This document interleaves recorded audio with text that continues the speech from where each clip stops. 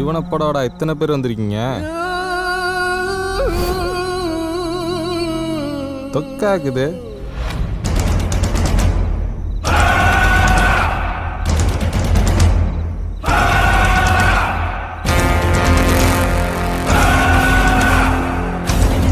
இவனை போட்டா பிரச்சனை ஆகாது. ஏய் போய் போடு.